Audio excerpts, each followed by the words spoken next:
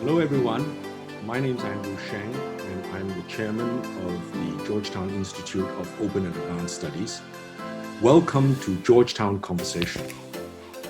Today, we're very lucky to have Professor Emeritus Dr. Daniel Brooks, formerly from the University of Toronto, to talk to us about a perfect storm, emerging diseases, and how we should think about this. Professor Daniel Brooks, has a wonderful background as an evolutionary biologist. He's a fellow of the Linnean Society of London, had his, PhD from Stockholm University and the DSc from University of Nebraska, and was previously in University of British Columbia, and then, retired from University of Toronto. And he's now working with Hungarian Research Institute and currently senior research fellow with the Manta Laboratory of Parasitology in the Nebraska State Museum. Welcome, Dan. It's a terrific opportunity. You've written at least 4 books on the subject of emerging diseases. And I came to you basically through friends, mutual friends. We haven't met physically. We have only met through Zoom. So the idea is that we should have a conversation on why you think pandemics, perhaps climate change, and what we need to do about this. So welcome, and let's start the conversation. Thank you very much. It's an honor to be participating in this. Well, the purpose of this conversation is to lead up to a conference that we will hold in Georgetown, Penang, at the end of this year. There are 6 of us who are working in very, very different fields. And we want to have a conference in Penang, inviting people on the subject of calling buying time. Now, the reason why we want the conference called Buying Time is that climate change is becoming more and more urgent. And pandemics is clearly right before us. This is the worst pandemic since the Spanish flu of 1918. That's effectively 102 years already. And it's getting worse. I mean, the advanced countries seem to have been over the first wave, but we're worried about the second wave. In the meantime, Brazil has become the epicenter, and there are concerns that it will also shift to Africa and some of the other countries which are least prepared. So the pandemic has actually opened up, and there is a major connection with climate change because it is a change in weather, the fact that human beings are now living closely together, both amongst themselves and with animals. And then we have this jump between what is called the zootonic effect, from the virus jumps from the animal to human beings, and then from human beings to human beings. So Dan, you've been working a lot on this. Our conference is to say, what can we do about it? And there are a lot of people working on this same subject, but our prioritization is not just on pandemics, but water, food, and urbanization, and including infrastructure. So we're much, much more focused. We would like to see how all these are interrelated, and let's have a conversation amongst ourselves first before we have a conversation with the rest of the world. Let's get our own act together. And the very fact that there are 6 of us from very different backgrounds shows that we see it from different angles. And that's why each expert have their own views. Now, they're very right, everybody's very right in their own field, but does it add up together? And where are the common elements as well as the common barriers? This we're only just beginning to discover. And suddenly we discover that we actually face many of the same problems. We just don't express it in the same way. So over to you, Dan. Tell us how you feel about the subject and why you think we should go deeper into this conversation. Yeah, those are all extremely good points, and it's an excellent setup. Um, the the interesting thing about the emerging disease part of this larger picture of the various aspects of climate change and how they affect humanity, especially technological humanity, is that these emerging diseases that are happening are portrayed in the media typically in terms of individual viruses that infect human beings, generally in remote parts of the world where we don't have to worry about them. And so this particular pandemic, the SARS-CoV-2 virus pandemic that has swept the planet, has forced us to kind of look at a much larger picture. And our perspective has always been that the scope of emerging diseases involves not just pathogens that infect human beings, but also pathogens that infect the animals and the plants that we rely on for various aspects of our socioeconomic well-being. So the crops that we grow for food, the animals that we grow for food, the animals that we use for other purposes, even animals that we maintain in our wildlands that are an attraction for tourism, for people to come and see the amazing wildlife. All of these living species on this planet are susceptible to diseases. Now, many of them have diseases that are known, but one of the things that happens with the combination of climate change, much of which is being created by human beings, but in addition to the activities, the other activities of human beings, what we have is a change in the ecological conditions that allow species to move around, including pathogens. So the background, the baseline of climate change is that climate change allows species to move around, and it creates new opportunities for pathogens to come into contact with susceptible hosts that they've never seen before. At the same time, human beings are pushing into parts of the world where they've never been before. So the human population is not only growing, but it's expanding. And so in addition to climate change allowing species to move around and come into contact with us, we're pushing into areas where we come into contact with pathogens that we're susceptible to, but we've never been exposed to before. And then the third component of this is that human beings are rapidly becoming an urbanized species. More than 50% of all human beings now live in cities. And cities have many advantages. There are many things that we can find and do in cities that we can't find in rural areas. But cities and people living in high density surroundings also have some particular vulnerabilities with respect to diseases. One of the things is that cities require material goods to move in and out of the cities all the time. Cities are not self-sufficient with respect to things like food, for example. They require the import of food all the time.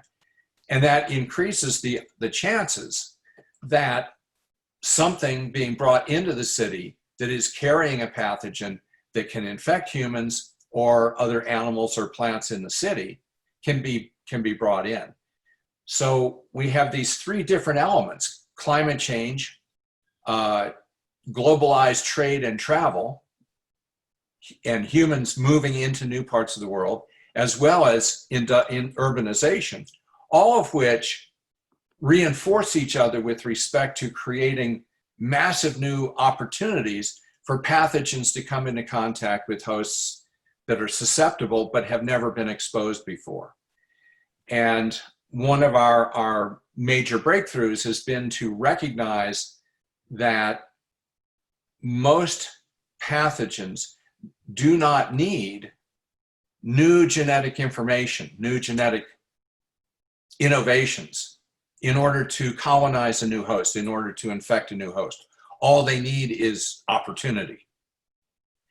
And so instead of the traditional model of we need a random genetic mutation of a specific kind, which is very rare, to get into a new host, and then new ecologies form, new host pathogen ecologies form, therefore emerging diseases should be rare. What we realized was that because we recognize that emerging diseases are not rare, we realized that in fact we had it backwards. The opportunity, the ecological opportunity to infect new hosts comes first. Once you're into a new host, then the opportunity for new genetic innovations to occur arises.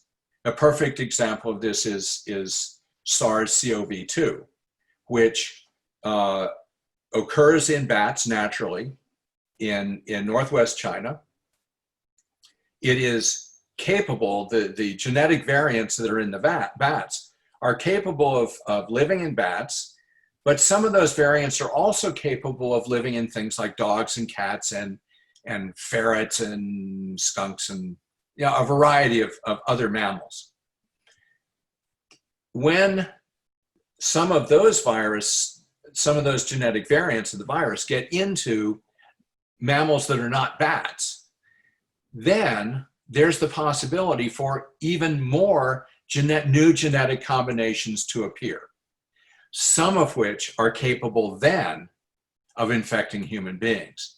And this is what we call the stepping stone mechanism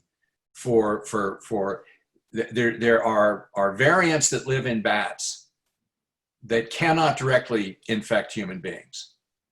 But some of those variants can get into another host where yet more variants can appear, and then human beings can be infected. Similar sorts of things also happen for diseases in livestock, diseases of fish that we eat, diseases of plants, crops, and things like that. So what we have realized is that most of the way health systems, talking about agricultural health, veterinary health, and public health, human health, the way those health systems have been organized is to focus on what we would call risk management or crisis response. In other words, wait until there's a problem and then throw all the technology and all the knowledge you have at that problem to solve the problem. Now that approach, even before this current pandemic, that approach was costing the planet more than $1.3 trillion per year in treatment costs and production losses. So it's not working. It's not enough. It would be fine if emerging diseases were rare, but they're not rare. They're now common, and they're accelerating, and climate change and globalization and urbanization are catalyzing that increase in the outbreaks. So the primary thing that we think now is that we need, before we look at a new way of risk management, we need a new kind of risk assessment.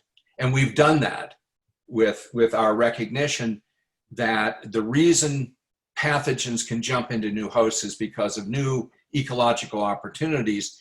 Then the genetic innovation happens. So this tells us that the risk space for emerging diseases is enormous. We published a paper in 2005 in which we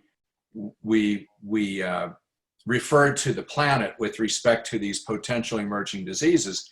We said that the planet was a minefield of evolutionary accidents waiting to happen. And that, of course, is what is happening. Now, the lesson from this particular pandemic is that the entire world was unprepared. Right. Even though they said that they were prepared, but actually, yes, when it hit, they didn't get it. I mean, everybody thought that it was exactly like SARS, and yes, that it would disappear in summer, and it hasn't, right? That's right. That's right. And now, because we were all unprepared, what you find is that people who are in positions of authority are simultaneously trying to do two things. They are trying to avoid responsibility. It's not my fault. And they're trying to look heroic at the same time. We're doing everything we can. Wonderful science. We're throwing the science at this. Boom, boom, boom. We're going to have a vaccine within a year. But the people who are working on the COVID-19 vaccine now, what were they doing 6 months ago? Were they working on the SARS vaccine that we don't have yet? Were they working on the Ebola vaccine that we don't have yet? Were they working on the HIV vaccine that we don't have yet? Were they working on the dengue vaccine and the Zika vaccine and the chikungunya vaccine? In fact, we are losing ground with respect to producing effective vaccines at all, much less producing effective vaccines fast enough to keep up with the emerging diseases. And this is just one pathogen in human beings. Now, it's true, as Andrew said, this is the most widespread and serious pandemic since the Spanish influenza pandemic. The interesting thing about that is that probably 10% of all the people on the planet died during the Spanish influenza pandemic. If this pandemic was as deadly as that, we would be speaking about 750 million dead people. But we're speaking about, at the moment, it's 400,000 dead people. Now that's not a small number of people. That's the total number of people that die from influenza every year. It's the total number of people who die from malaria each year. So this is a substantial new threat. But the interesting thing about it is that even though in 1918, 10% of the humans on this planet died, the world economy did not crash. Right. And so this tells us something about the context in which this pandemic has emerged. There's something about the social context, the economic context, the situation with climate change and its various threat multipliers that the other people in our group are specialists with. And it suggests to us that humanity, technological humanity, may actually be in a situation where it's susceptible to what is sometimes called the butterfly effect in people who study complex systems. And that is that it is a system that's extremely powerful, but also extremely fragile in some ways. And there are particular ways that it could be damaged very severely. And we need to understand that, and we need to internalize that better. And that's why we're focusing on the idea of what we call proactive measures, effective proactive measures rather than crisis response. Thank you, Dan. You've made some very, very powerful and important points, which I myself was not aware of, right? I think we're all on a very steep learning curve. Yeah. You know, many of us didn't see this pandemic happening, right? Mm. I certainly wasn't aware of it until it hit us. And even when it hit us, well, and I went through SARS in Hong Kong. Yeah. But, and I was in Toronto. Yeah, but you know, I thought you made some very powerful points. Firstly, our present risk management, and I come from the finance area. We're all talking about risk management. Yeah. There's two ways of risk management. One is that we're reactive to this. You know, we react to this. I mean, you know, we say that what can happen, right? And then, you know, and then we assign risks, right? We scientifically allocate risks. And they say, well, that's a black swan. We don't need to worry about it. Okay? Right? This is your butterfly effect. Okay? Yeah, exactly. We don't need to worry about it.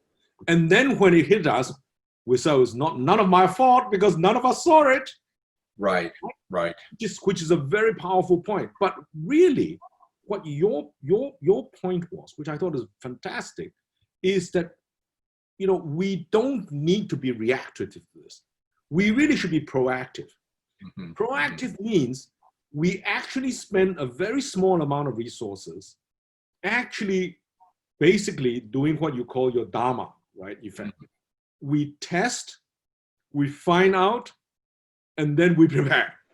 At the present moment, we wait until it hits us. And by the time it hits us, we all don't know what to do. That's right.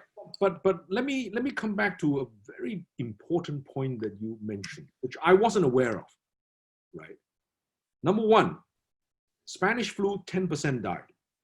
Number two, the economy went on. Yeah. What's the, from an economist's point of view, here's the context. Here's the context. The Spanish flu came on top of the First World War. Yes. Right? So there was already a lot of deaths. There already was a lot of deaths. Right. But the Spanish flu worsened it. Okay? Yes. But as you recall, the world economy in the 19th century and the beginning of the 20th century was maximum 2% growth. Yes. The world is now growing at 5%, right? Which means 2.5 times faster. Yeah. Yeah. And in certain parts of the economy with derivatives, you know, it's hypersonic speed, right? You know, it really is going faster than anybody can think of. And so the minute you have a slowdown, a lockdown, right, you literally hit stalling speed. Yeah, exactly. Exactly. Right? And then the pandemic worsens everything because everybody's scared. And, you know, so the slowdown actually, once you hit stalling speed, you go up like a helicopter and you drop like a helicopter. Yeah.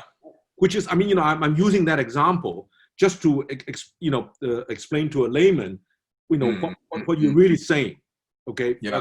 But even from an economist's point of view, that's a very powerful one, which goes to show that the point you made, well, you know, even today's pandemic resolution costs 1.3 trillion. Yeah. But the Fed has already spent 3 trillion, you know, right, in a matter of 2 months. Yeah, exactly. But that tells you, and we're talking about probably an estimated 6% decline for the world economy, somewhere between 6% and maybe up to 10% if the second wave occurs, right? Yeah. So with the world GDP at 88 trillion, you know, we're talking about a $5 trillion loss for this year alone. That's right. What goes to show is, if we spend a little bit more in the prevention side, we actually can avoid quite a lot of it. Not all of it, because no prevention is foolproof. Exactly. So I think we're exactly at the right time for you to explain to us what your Dharma protocol, you know, is meant to be, and what do you mean by the Stockholm paradigm? Yeah. Well, the Stockholm paradigm is the term for the the new evolutionary framework that explains the how rapid these emerging diseases can occur. And I haven't used the term, but I've explained that. This is the idea. The Stockholm paradigm is that ecological opportunity allows pathogens to get into new hosts, and then the new genetic innovations emerge. So among other things, so this means two things. This is a good news, bad news situation. The bad news is that this means that there are many more susceptible hosts out there than we realize. And pathogen spread, pathogens getting into new hosts and spreading will happen very rapidly initially without a disease outbreak.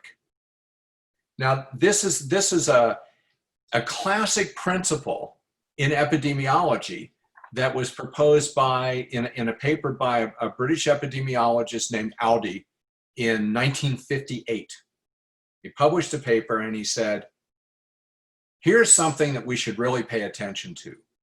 The geographic distribution of any pathogen is much larger than the geographic distribution of disease caused by the pathogen. And we know why that is now. Because the initial spread of a pathogen is the result of the pathogen having the opportunity to get into hosts that are already susceptible. Disease will not occur until that happens and new genetic innovations occur that create some kind of disease syndrome in the new host as a result of their new kind of evolutionary interaction.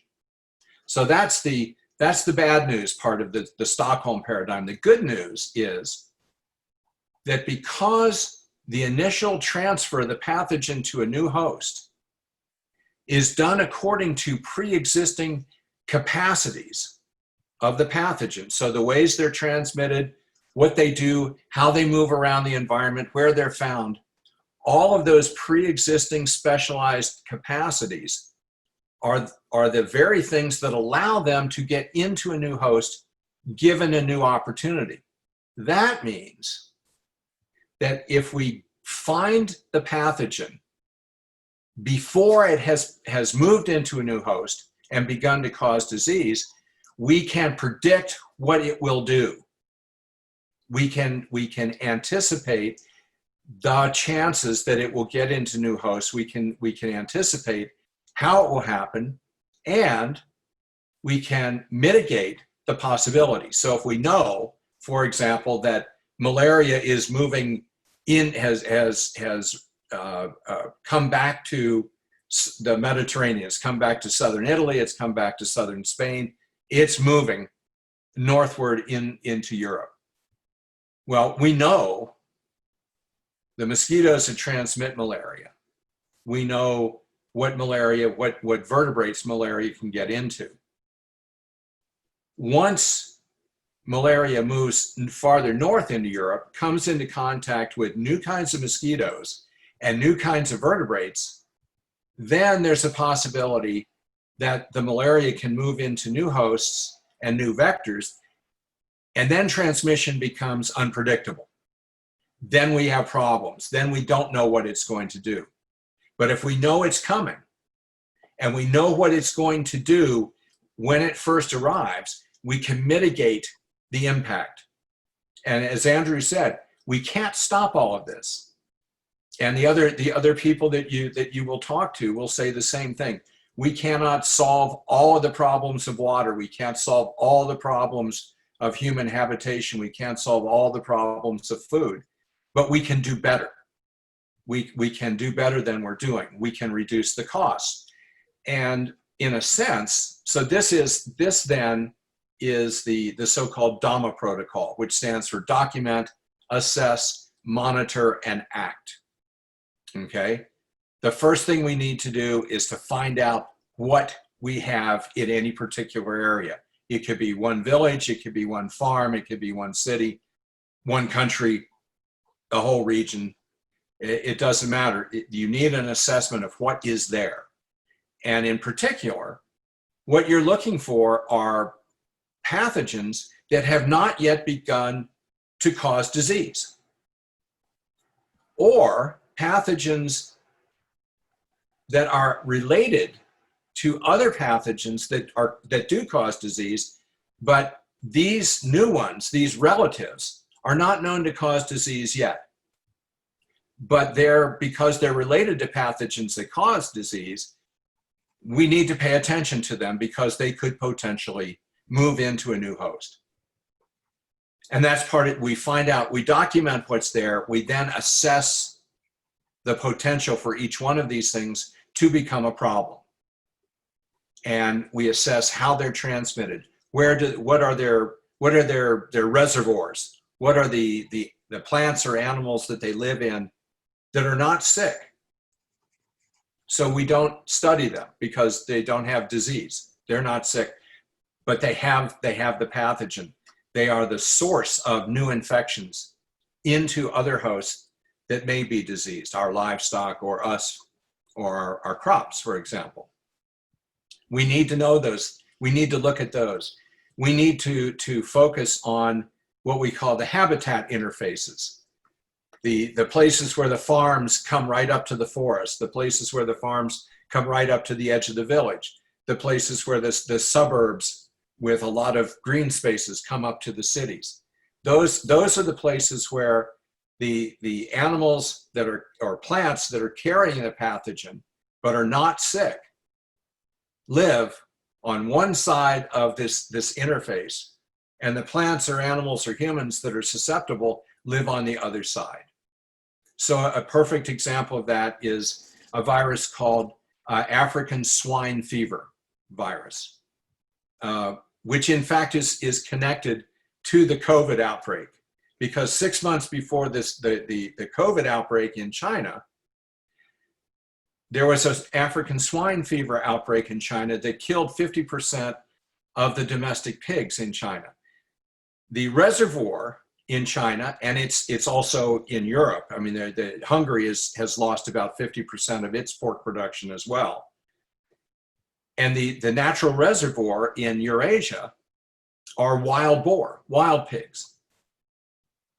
Now, if you are just treating the domestic pigs, but your pig farm has a fence right on the edge of the forest, the wild pigs and the domestic pigs are still going to interact, and the domestic pigs will constantly be reinfected. You can treat them, but they'll be reinfected. You can treat them, but they'll be reinfected. And you will lose pigs, you will spend money on treatment costs, when in fact, if you made your farm smaller, if you had 20 or 30 meters of clear space between the forest and your farm, your fence, the wild pigs would never come out into the open because they don't like to be in the open. This doesn't cost a lot of money. You do have to spend time teaching people and explaining to them what's going on, and explaining how if they change their behavior, they will actually make more money, or they will spend less money. They will have less loss in their crops, or their children will not be sick as often, and things like that. So you identify, of all the species that you document in the area, you identify the ones that are of special interest. You then monitor them intensely, and you're looking for what the reservoirs are. You're looking at the interfaces, where the transmission occurs, where the risk spots are in the landscape. And you monitor those, and when you see something beginning to happen, then you go to the final part of the DAMA protocol, the last A, which is act. And that's the place where we tend to fall down, because there's no place on this planet where any scientist can say, I see a problem, we should do this, make it happen. No scientist has the power to do that. What we have is every country has some kind of system, regardless of the political system. There is some kind of interaction between the scientific community and the decision-making people, the policy people, the bureaucracy, that doesn't work very well. So for example, with COVID, here's the story. We have the African swine fever outbreak in China. 50% of pork production is destroyed.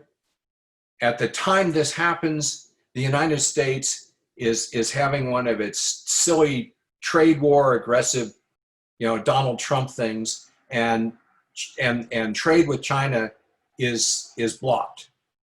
China is not able to import enough pork to satisfy the demands of its public for animal protein. This drives up the demand for exotic meat.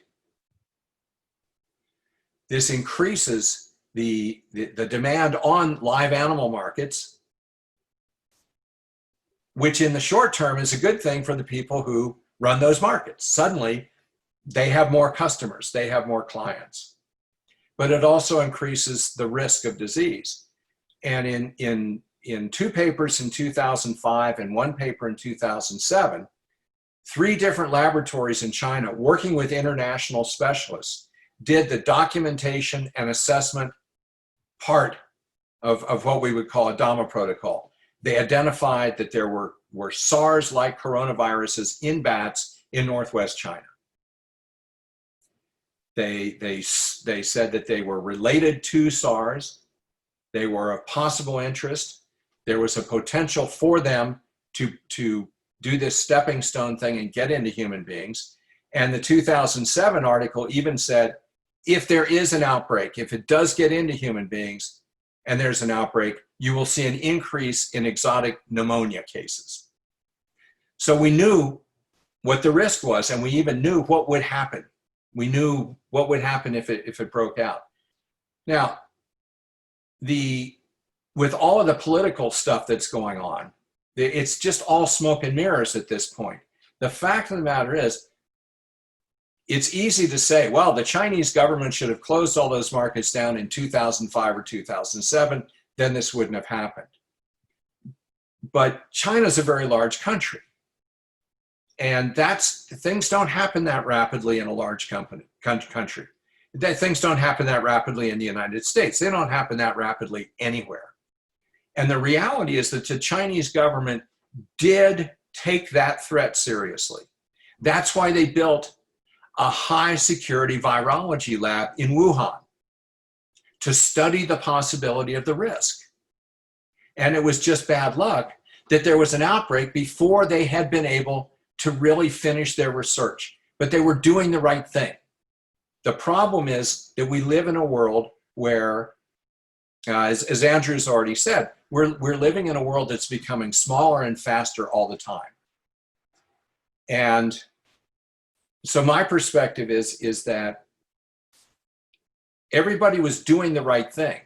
The last chapter in our book, The Stockholm Paradigm, our book about climate change and disease, the subtitle of the last chapter is, "It's nobody's fault, but everybody's to blame." Right. And that's because we all underestimated this. We all underestimated this. But we can fix that in part. We can actually do something to change our behavior. And had the Chinese government done something with the lab in Wuhan a few years earlier, maybe this wouldn't have happened, or maybe it would have happened 3 years ago. We will never know. The important thing is that we now know how vulnerable our system is if we're not prepared to take an ounce of prevention to maintain the integrity of the entire system. I mean, I think now especially with respect to disease and its impact on food and health, this particular pandemic tells us that our human civilization is now so fragile that we cannot afford another one of these pandemics. And there are worse pathogens out there. Right. There's a rust fungus that is killing wheat in the Middle East and Southern Europe right now that does not respond to any known fungicide, and all of Monsanto's disease-resistant strains of wheat are susceptible. Yeah. So we can't afford business as usual. We can't afford to keep doing things the way we've been doing. And now we have an idea of what we could do to make things better. Dan, you know, speaking to you as a specialist, you know what to do. But I'm a generalist in the sense that, you know, my background is a policymaker. Right. And more an economist accountant, right? And we're very practical. You know, you're going to tell me a butterfly effect. Tell me what is the probability of that butterfly effect. Right. And the most specialists would say, we don't know. We don't know. We know that there is a connection, right? Right. The black swan will happen. This is what happened in finance. You know, the mathematicians, the data guys said, this is a 1 in 400 year event. And in 2008, 2009, 3 or 4 happened in the same Sure. week, Yeah. right? That's right. That's right. So actually, if you get the right, your word perfect storm is actually, there are many more perfect storms than we realize with this butterfly effect. Yes, that's a really good point. Right. So for example, if somebody would say to me, what is the probability that another coronavirus outbreak will happen in the next year? Right. The answer is, I don't know. Right. But if somebody would say to me, what are the chances that there will be another emerging disease in human beings on this planet in the next year, I will say 100%. Right. Right. Which is why that we really now need to move into a preventive mode. Yeah, exactly, exactly. Now you see, this is where the economics paradigm is working against you. Yes, yeah. Because the whole idea of economics is built on utility. Yeah. And utility is the law of averages. So, the market will be able to find out, right, what is going to be the best. But if the market is only by history, you won't, you won't allocate any resources, because you said, if I don't know about it, I don't have to worry about it. And if I don't worry about it, it doesn't exist, right? Yeah. It doesn't exist in my imagination, my memory, and I don't care about it. Only when the paradigm occurs, when the pandemic occurs, then I'll say, wow, we really need to begin to allocate resources. Here is where we need to change the way of thinking, in my view, right? This is the point that I was, having worked on the Chinese economy. Practical people always say, I prefer hardware than software. So I want to build the biggest building, the tallest building, right? And it's tangible because everybody can see it. But hello, if you don't spend that money on the next pathogen and the pandemic occurs, all your hardware is useless. In fact, they become useless, right? That's correct. Which is what we're facing. So we really need to turn people's minds away from utility into prevention, which means that the value of the future, right? Because if the future is not managed properly, the cost to the present is huge. Yeah, exactly. Right? It's huge. Yeah. And at the present moment, the way we say is the future is unknown. We can't predict the future. And therefore, I just only worry about now. But if I only worry about now and don't worry about the future, the cost to us as we move towards the future will be worse and worse. Because if you think about it, we are moving into a perfect storm in which water will be under stress, energy will be under stress, food under stress, pandemics will have more damaging because we are more urbanized, right? The cost of not preventing the future damage is huge. So we must act now. Yeah, exactly. It's not possible. I mean, we can't, we have to understand that this pandemic is serious, but in a global sense, this is a baby pandemic. Right. And if this was enough to cause this kind of disruption, we can't afford, you're 100% right. We cannot afford business as usual with pandemics. We can't afford crisis response anymore.